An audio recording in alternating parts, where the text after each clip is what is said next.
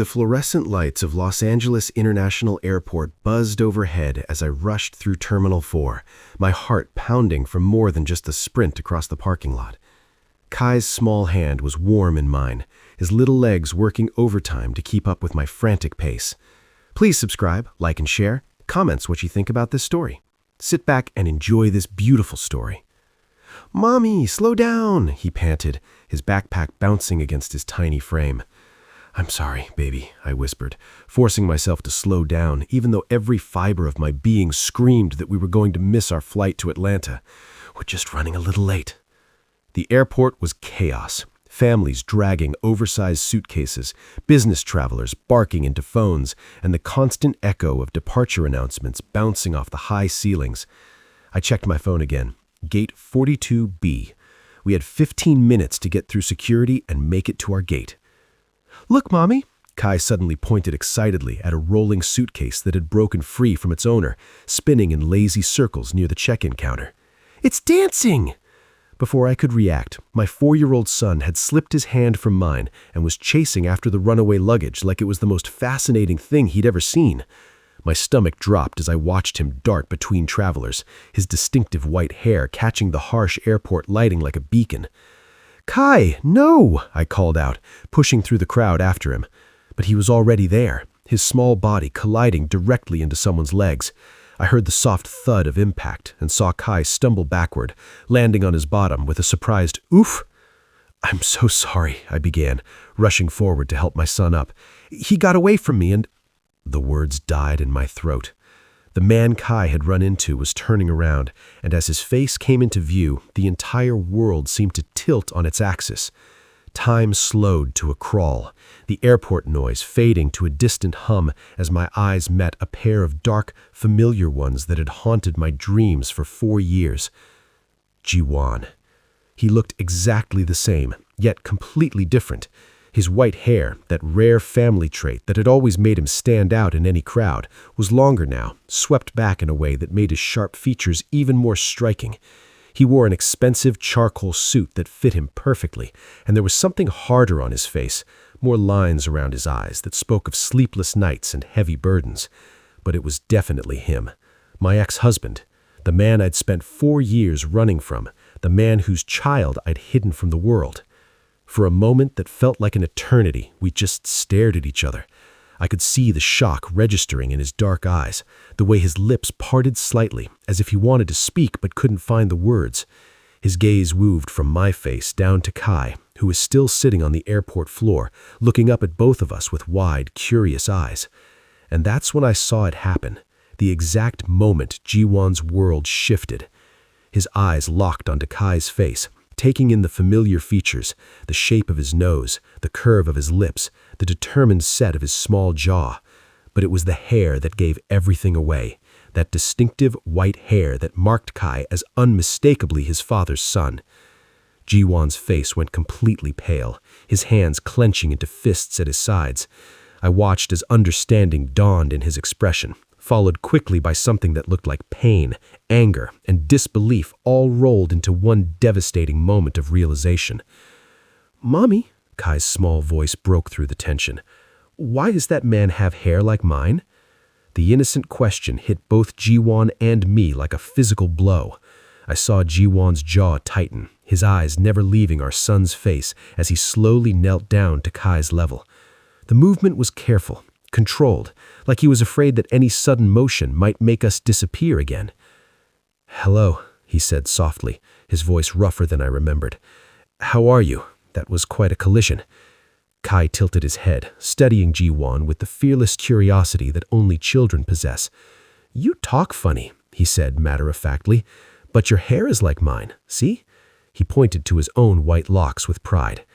I watched Ji-won's composure crack just slightly, a flash of raw emotion crossing his features before he carefully schooled his expression back to neutral. But I knew him well enough to see the storm brewing underneath the surface. "Yes," he whispered, his voice barely audible above the airport chaos. "I see." His eyes found mine again, and in them I saw 4 years of questions, 4 years of searching, 4 years of a pain I'd convinced myself he wasn't capable of feeling. The cold, distant man I'd divorced was still there, but underneath, I glimpsed something else, something vulnerable and desperate and completely shattered. Amara, he said my name like a prayer, like a curse, like a question he'd been asking for 4 years without an answer. And I knew, standing there in the middle of LAX with our sun between us, that my carefully constructed new life was about to come crashing down around me. 5 years earlier, I stood in the Gagosian Gallery in Seoul, completely mesmerized by a painting that seemed to capture every emotion I'd ever felt, but couldn't put into words. The brushstrokes were bold and angry, yet somehow beautiful, like controlled chaos on canvas.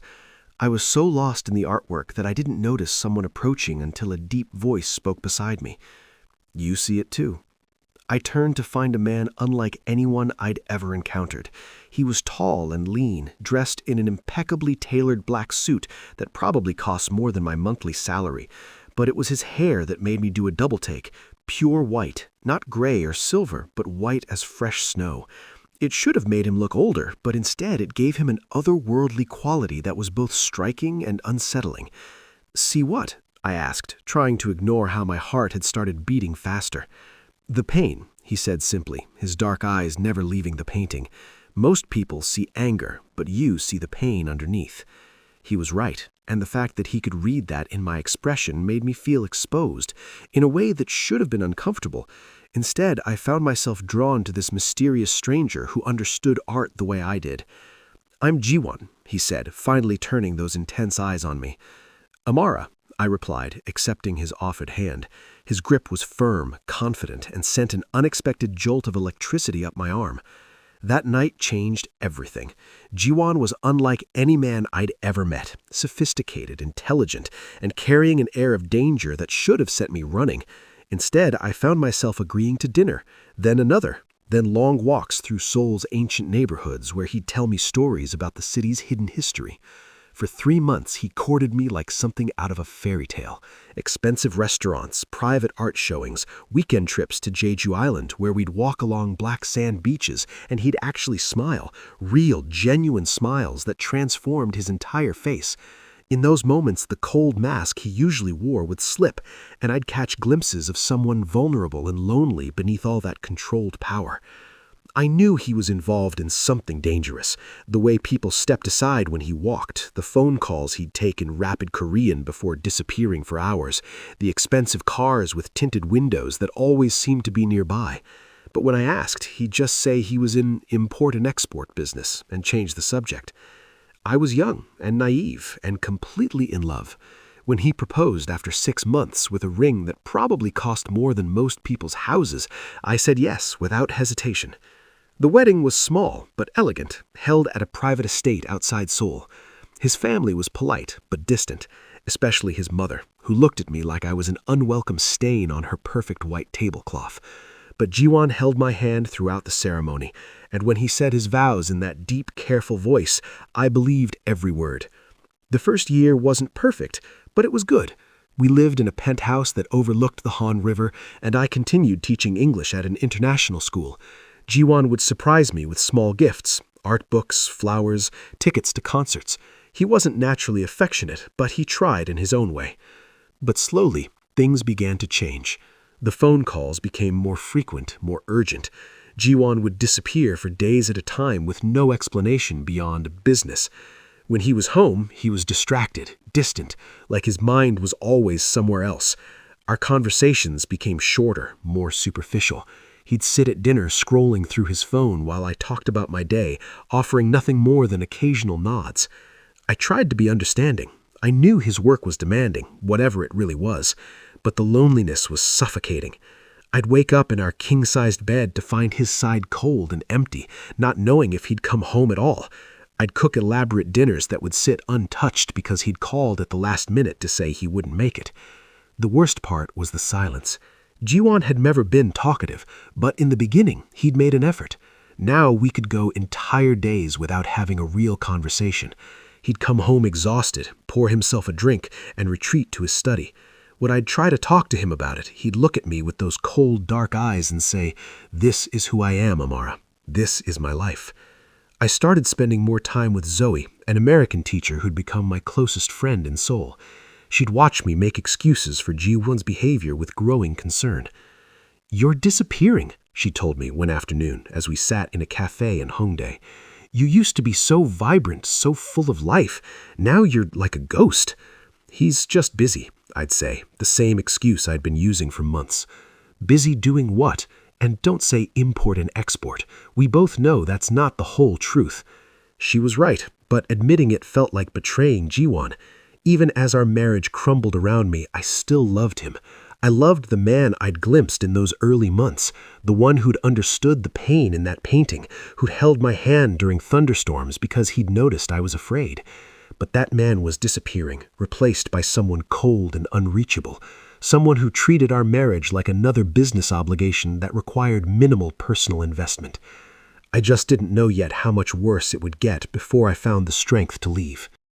The breaking point came on a Tuesday evening in March, exactly 2 years after our wedding day. I had spent the entire afternoon preparing Ji-won's favorite meal, bulgogi with all the traditional side dishes his grandmother used to make.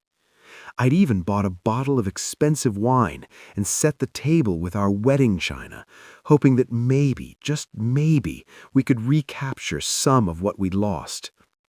I waited until 7, then 8, then 9. At 10:30, my phone buzzed with a text message. "Business emergency. Don't wait up." 6 words.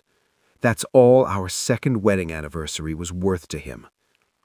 I sat alone at that perfectly set table, staring at the cold food and feeling something inside me finally break. Not crack or bend, but completely shatter. The tears came then, hot and angry and full of 2 years of accumulated hurt. That's when I called Zoe. She found me an hour later, still sitting at the table in my anniversary dress, mascara streaked down my cheeks. Without a word, she sat down beside me and poured herself a glass of the wine I'd bought for my absent husband. "How long are you going to keep doing this to yourself?" she asked gently. "I love him," I whispered, the words feeling hollow even as I said them. "I know you do, but Amara, love isn't supposed to make you disappear. It's supposed to make you more yourself, not less." She was right, and we both knew it. Over the past year, I'd stopped painting, stopped going out with friends, stopped doing all the things that made me who I was. I'd become a ghost haunting my own life, waiting for scraps of attention from a man who seemed to have forgotten I existed. "He wasn't always like this," I said, needing her to understand. "In the beginning, he was different. He saw me, really saw me." "Maybe he did, but that was then. What about now? When was the last time he asked about your day?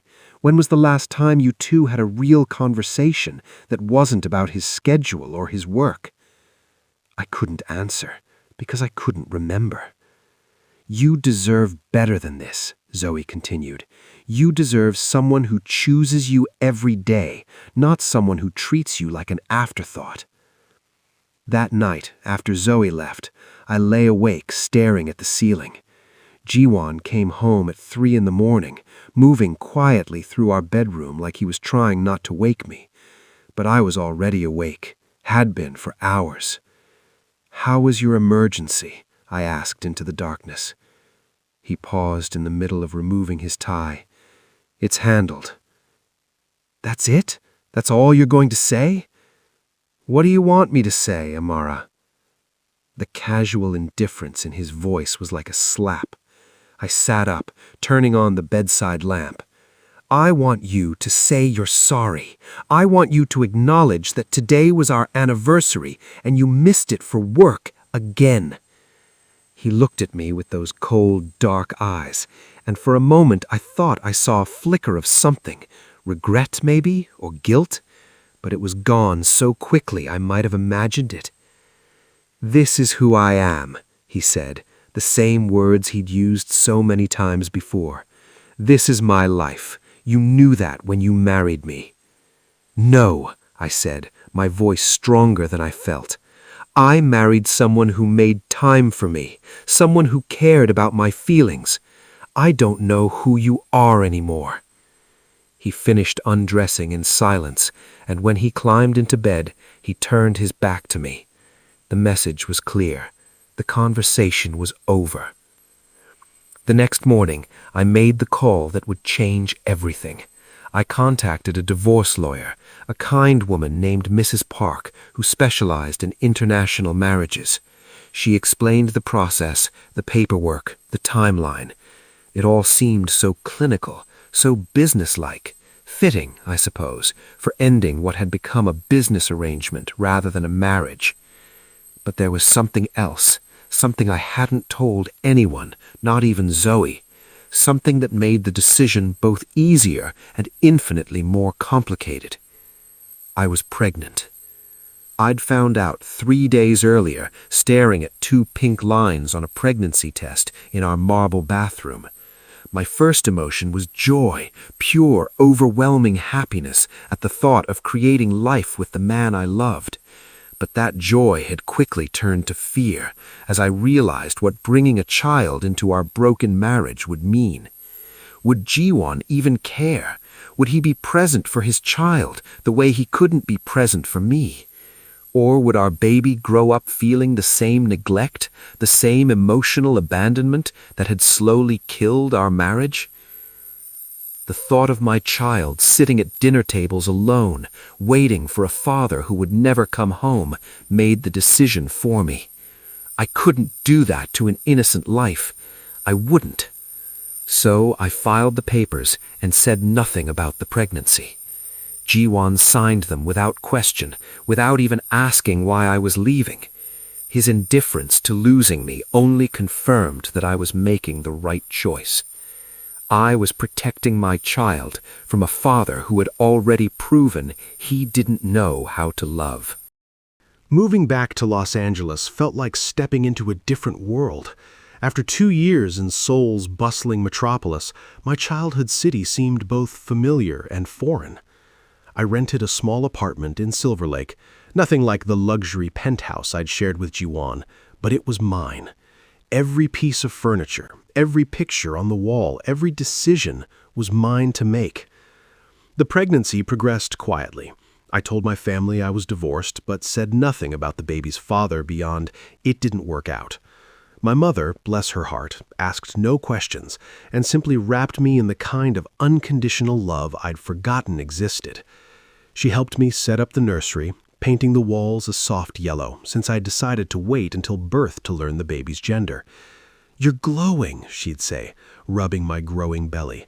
"This baby is going to be so loved." I hoped she was right. I hoped love would be enough to make up for everything this child would never have. The morning I went into labor, I was alone. It was a Tuesday in October, and I'd been having contractions since dawn. I called my mother, who met me at Cedars-Sinai, and together we waited through 12 hours of labor for my son to make his entrance into the world. When the doctor placed him in my arms, my heart stopped. He was perfect. 10 tiny fingers, 10 tiny toes, and a head full of the most beautiful white hair I'd ever seen. Not the wispy blonde that many babies are born with, but pure white, exactly like his father's. The nurses commented on how unusual it was, how striking he looked. "What are you going to name him?" my mother asked, tears streaming down her face as she held her first grandchild. "Kai," I whispered, the name coming to me as naturally as breathing. Kai Williams. I gave him my maiden name. It felt like the final step in creating our new life, free from the shadows of the past. Those first few months were a blur of sleepless nights, endless feedings, and a love so fierce it sometimes took my breath away. Kai was an easy baby, content and curious, with eyes that seemed to take in everything around him. But it was his hair that drew attention wherever we went. Strangers would stop us on the street, commenting on how unique and beautiful it was. Each compliment was a small stab of guilt. Every time someone asked about his father, I'd give vague answers about him being out of the picture. The lies came easier with practice, but they never stopped hurting. As Kai grew, the resemblance to Jiwan became more pronounced. The shape of his eyes, the stubborn set of his jaw when he didn't want to eat his vegetables, the way he'd tilt his head when he was thinking, all unmistakably his father's traits. Sometimes I'd catch myself staring at him, seeing Jiwan's face in miniature, and the guilt would threaten to overwhelm me. I threw myself into motherhood and work. I got a job teaching art at a local elementary school, and Kai would come with me during summer programs, charming everyone with his bright smile and endless questions. He was naturally artistic, always drawing or building elaborate structures with blocks. His favorite colors were black and white, which he'd announce proudly to anyone who would listen. "Like my hair, Mommy," he'd say, pointing to his white locks with pure joy.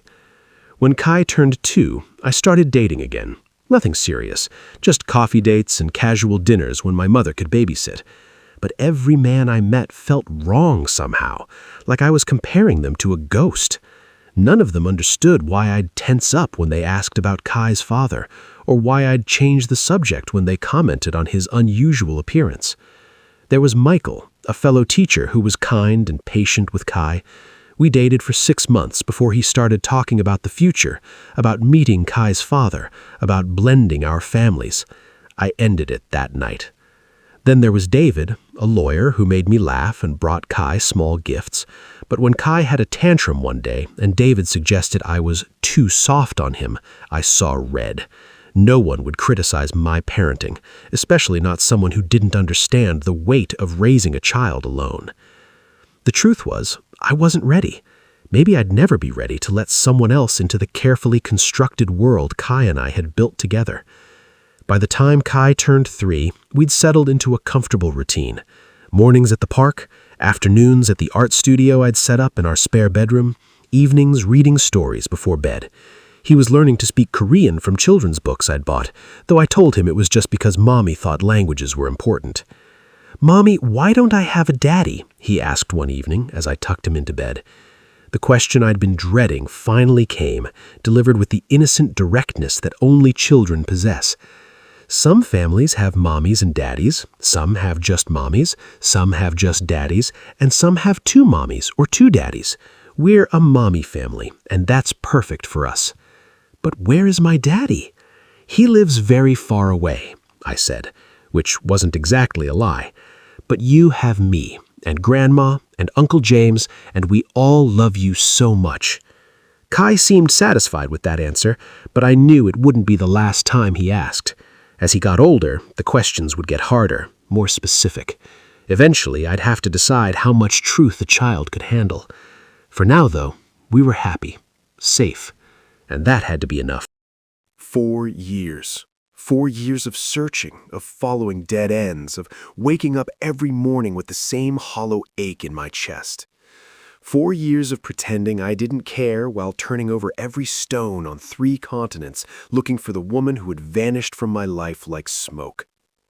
I sat in my office on the 42nd floor of the Kang Tower, staring out at Seoul's skyline as Uncle Hyun delivered yet another disappointing report. The private investigator we'd hired in Vancouver had come up empty again. The lead in Toronto had been a false alarm, a different Amara Williams, one who'd never set foot in Korea. "Perhaps it's time to accept that she doesn't want to be found," Uncle Hyun said gently, setting down a thick folder on my desk. "Some people disappear because they need to disappear." I turned from the window, fixing him with the cold stare that made grown men tremble. But Uncle Hyun had known me since I was a boy. He'd been my father's most trusted advisor, and after my father's death, he'd become the closest thing to family I had left besides my mother. "She's my wife," I said, the words coming out harder than I intended. "Ex-wife," he corrected quietly. "The divorce papers were signed 4 years ago, Jiwan. You signed them yourself." The reminder hit like a physical blow. I remembered that day clearly, sitting in my lawyer's office, staring at the papers that would legally end my marriage. Amara's signature was already there, neat and careful, like everything else about her. I'd signed without reading the details, my pride too wounded to care about the specifics. "I never fought for her," I admitted, the words tasting bitter. "She filed for divorce and I just let her go." "Because you thought she'd come back," Uncle Hyun said, with the brutal honesty that made him invaluable. You thought she was bluffing, trying to get your attention. By the time you realized she was serious, she was already gone. He was right, and we both knew it. In those first weeks after Amara left, I'd been furious. How dare she abandon our marriage without even trying to work things out? How dare she leave me for being exactly who I'd always been? But as weeks turned to months, fury had given way to something much worse: regret. I'd started remembering things I'd forgotten or ignored. The way her face would light up when I'd come home early from work, how she'd wait up for me even when I told her not to, the elaborate dinners she'd cook that I'd barely touch because I was too distracted by business calls. The way she'd stopped painting. That realization had hit me like a sledgehammer. Amara had been an artist when I met her, passionate and vibrant, always covered in paint splatters and talking excitedly about color theory and composition. But somewhere along the way, she'd stopped. I couldn't even remember the last time I'd seen her with a paintbrush. "Sir," my assistant's voice came through the intercom, "your mother is here to see you." I suppressed a sigh. My mother's visits were never social calls. She swept into my office minutes later, elegant and imposing in her tailored Chanel suit, her silver hair pulled back in a perfect chignon. "Ji-won," she said, settling into the chair across from my desk without invitation, "I heard you're still wasting resources looking for that woman." "Her name is Amara," I said through gritted teeth. "That woman," my mother repeated deliberately, "was a mistake, a phase. You're better off without her." The casual dismissal of my wife, ex-wife, made my jaw clench. My mother had never approved of Amara, had made that clear from the moment I'd brought her home. Too foreign, too independent, too different from the traditional Korean women she'd hoped I'd marry. "She was my wife," I said, echoing my earlier words to Uncle Hyun. "She was a distraction," my mother countered. "Look at what you've accomplished since she left. The organization is stronger than ever. You've expanded into new territories, increased profits by 30%. You're finally living up to your potential." She wasn't wrong about the business success. In the 4 years since Amara left, I'd thrown myself into work with a single-minded focus that had impressed even my harshest critics. But success felt hollow when there was no one to share it with. "I want her back," I said simply. My mother's expression hardened. "Then you're a fool. That woman left you, Ji-won. She chose to abandon our marriage rather than stand by your side. What makes you think she's worth this obsession?" "Because I love her," I said, the admission hanging in the air between us like a confession. My mother stood up, smoothing down her skirt. "Love is a luxury you can't afford in our world. Your father understood that. I thought you did too." After, she left me alone in my office as the sun set over Seoul. Uncle Hyun was right. Amara was my ex-wife now. My mother was right. She chose to leave rather than fight for our marriage. But none of that changed the fundamental truth that had driven me for 4 years. I'd lost the only real thing in my life, and I'd do whatever it took to find her again, even if it meant admitting that I was the one who drove her away in the first place. The intercom buzzed again. "Sir, the investigator in Los Angeles is on line 1. He says it's urgent." My heart stopped. After 4 years of disappointments, I barely dared to hope. But as I reached for the phone, something told me this call would be different. This time, we'd found her.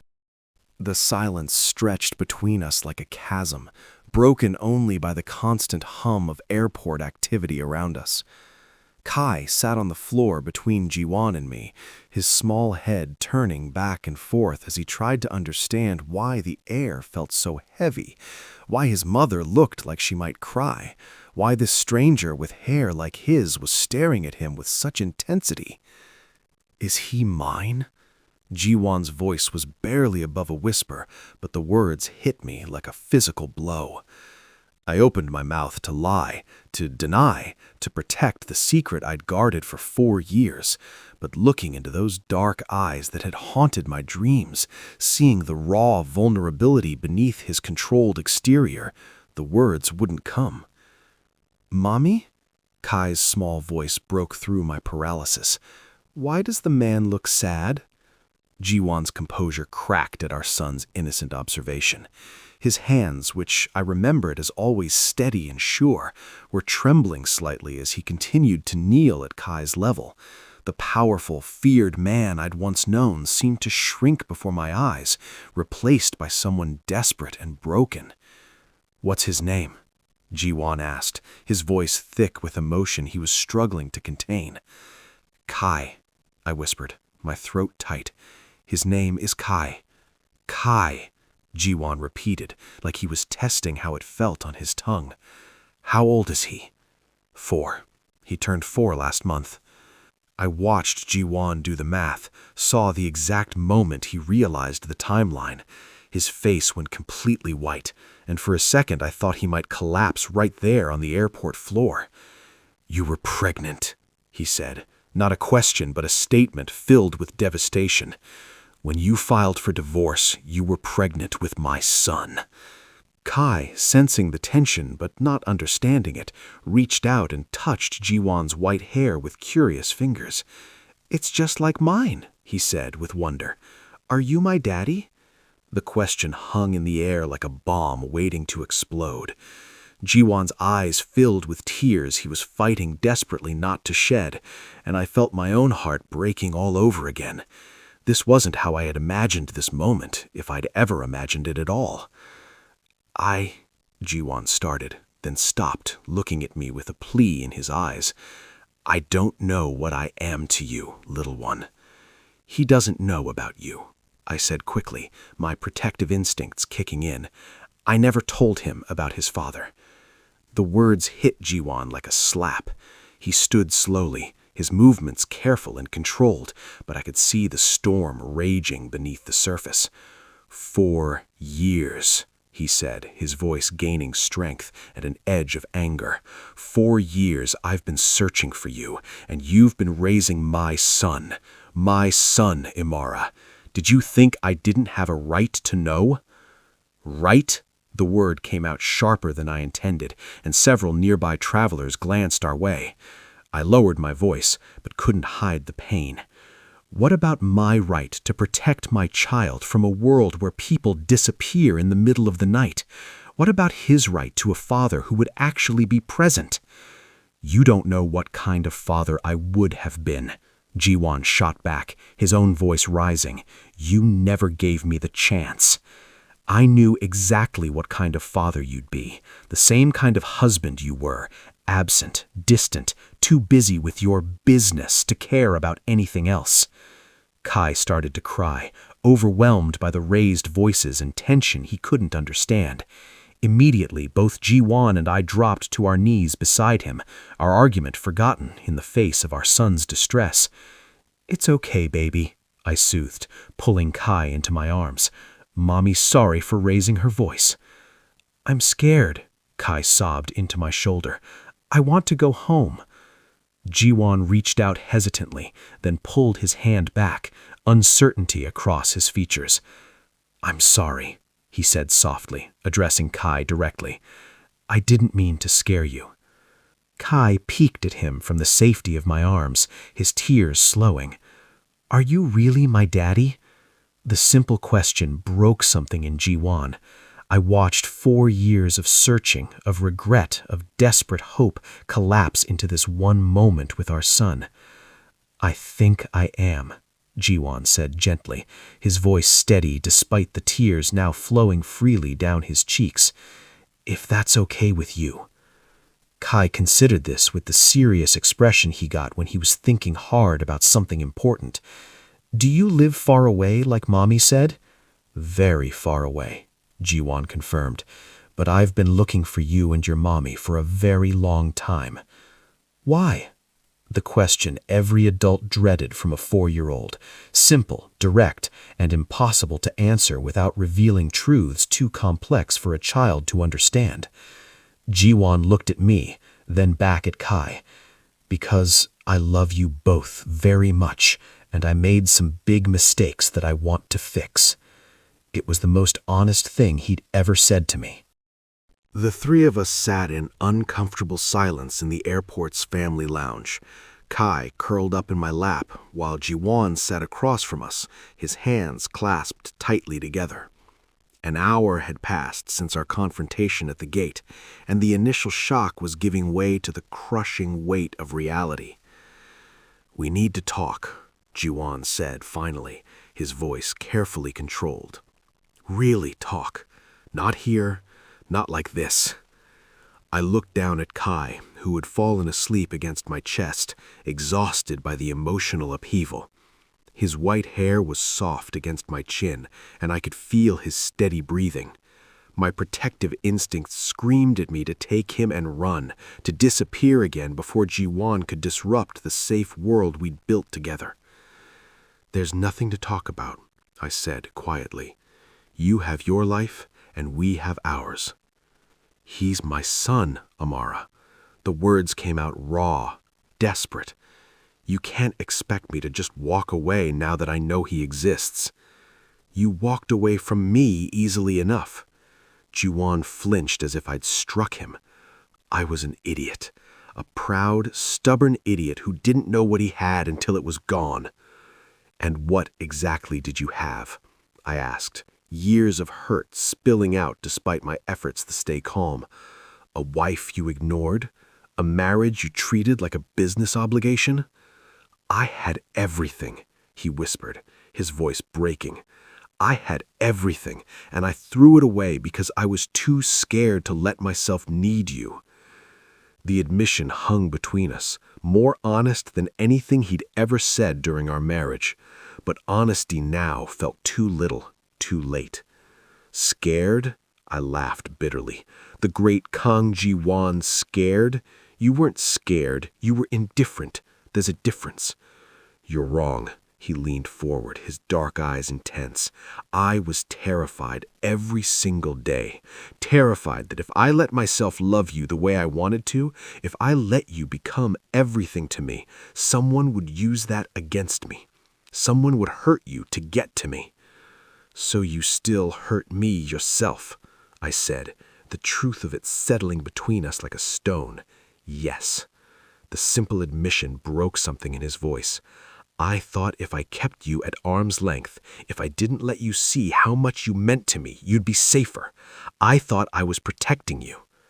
"You were protecting yourself," I corrected, "and in the process, you made me feel like I didn't matter at all." Kai stirred in my arms, mumbling something in his sleep. Both Jiwan and I fell silent, watching our son's peaceful face. In sleep, the resemblance to his father was even more pronounced. The same strong jawline, the same long eyelashes, the same stubborn set to his mouth. "He looks like you," I said softly, unable to keep the wonder out of my voice even after all these years. "He has your smile," Jiwan replied, his own voice gentle, "and your artistic hands. I saw the drawings in his backpack." I looked up, surprised. "You noticed that?" "I notice everything about him, about both of you." Jiwan's eyes met mine. "I've been watching you for the past hour, and I can see how good a mother you are, how happy he is, how much you love him." "Then you understand why I can't let you disrupt his life," I said firmly. "He's safe here. He's happy. He doesn't need the chaos that comes with your world." "What if I left that world?" The words were so quiet I almost didn't hear them. When their meaning sank in, I stared at him in shock. What? What if I walked away from everything? The organization, the business, all of it. What if I chose you and Kai instead? I shook my head, not daring to believe what I was hearing. "You can't just walk away from who you are, Jiwan. That life, that power, it's everything to you." "No," he said with quiet conviction. "You're everything to me. You always were. I was just too much of a coward to admit it." "It's not that simple. You can't just decide to be a different person because it's convenient." "I've been working with federal authorities for the past year, providing information, helping them build cases against rival organizations. I've been looking for a way out, a way to leave that life behind." I stared at him, trying to process what he was telling me. You're an informant?" I'm a man who realized too late that power means nothing without someone to share it with, that all the money and influence in the world can't fill the hole you left when you disappeared.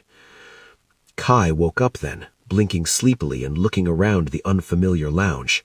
His eyes found Jiwan, and instead of fear, I saw curiosity. "Are you still here?" Kai asked, his voice small but not afraid. "I'm still here," Jiwan confirmed gently. "Is that okay?" Kai nodded, then looked up at me. "Mommy, can we go home now? I'm hungry." The simple request from our son broke through all the complicated emotions swirling between Jiwan and me. Whatever we needed to figure out, Kai's needs came first. "Of course, baby," I said, standing up with him in my arms. "Can I?" Jiwan started, then stopped, uncertainty flickering across his features. "Can I take you both to dinner? Somewhere kid-friendly. I'm not ready to say goodbye yet." I looked at this man who had been my husband, who was the father of my child, who claimed he was ready to give up everything for a chance at the family he'd never known he wanted. 4 years ago, I would have said yes without hesitation. Now, I had more than just my own heart to protect. "One dinner," I said finally, "but after that, we need to figure out what this means, what you being in Kai's life would actually look like." "Thank you," Jiwan breathed, relief flooding his features. "Thank you for giving me a chance." As we walked through the airport together, our son between us, his small hands holding both of ours, I couldn't help but think that maybe, just maybe, some broken things could be repaired. But trust, once shattered, would take much longer to rebuild than a single dinner could provide.